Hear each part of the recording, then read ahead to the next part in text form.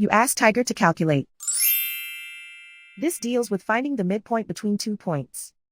The midpoint between the 2 points is -53.5, -47.5. Let's solve it step by step.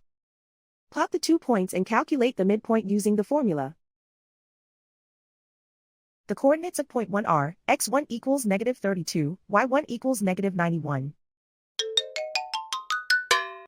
The coordinates of point 2 are, x2 equals -75, y2 equals -4. PM represents the midpoint of the 2 points.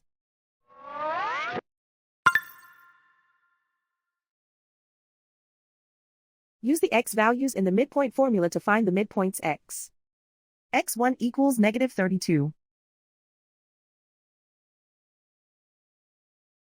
x2 equals -75. Simplify the arithmetic.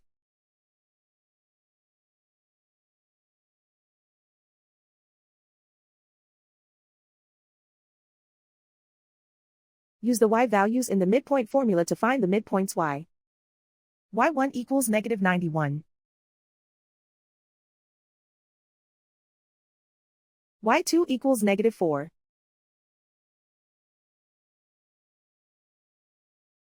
Simplify the arithmetic.